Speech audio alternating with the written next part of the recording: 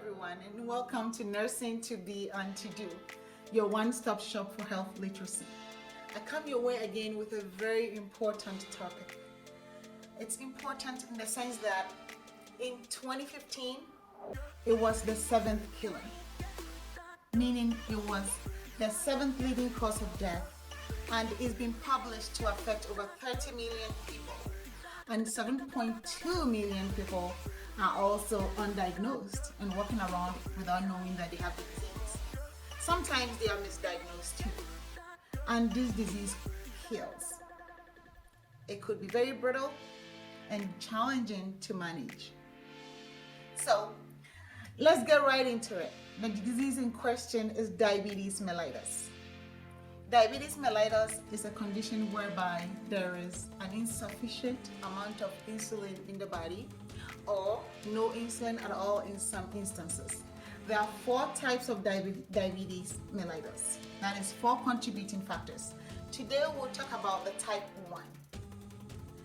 I'm starting with the type 1 because that is a very, very serious condition, because in some cases there is no insulin at all. Total or complete or absence of insulin. I don't care how many vocabularies you want to use, but it's just that no insulin in the body usually affects people before the age of 30. It develops before the age of 30, so it has a very early onset. Okay. And why is insulin important? Why will I talk about insulin tonight?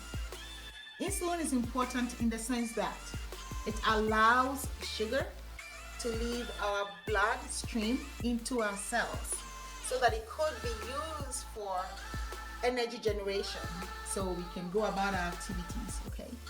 And secondary, insulin presence in our blood signals our liver to store sugar, so we can use it later on to generate energy. That's why, even though you haven't eaten for some time, you are able to do some active glycogen in your body. I mean, some form of sugar stored in the form of glycogen. Okay, so the body is very smart. It has a way to store food and call for it when it needs it.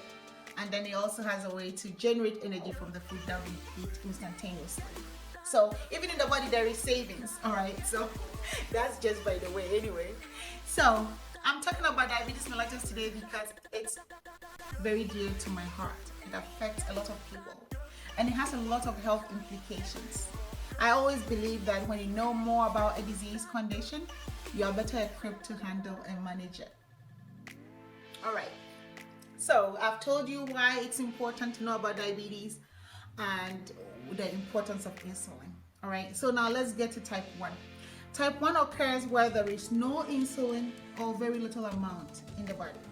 And insulin is secreted by the beta cells of the pancreas. The pancreas is the organ where insulin is secreted. Okay, and beta cells are responsible for it. And for some reason, the beta cells get destroyed. Therefore, no insulin production in some people, unfortunately. Some of the causes for this to happen could be idiopathic, where we don't know the cause. It's idiopathic, like we can't attribute it to anything. And luckily it happens in very minimal percentage, about 10% or less. Okay. The majority of people, 90% of the cases, is autoimmune, where your own body fights against itself. Okay, your body identifies the beta cells as enemies and attack them and destroys them, therefore no insulin. All right, so this is type 1 diabetes. The cause for type 1 diabetes, I'd like you to digest it, marinate it, until I come your way again next time with the other types of diabetes mellitus. Take good care of yourself and your health.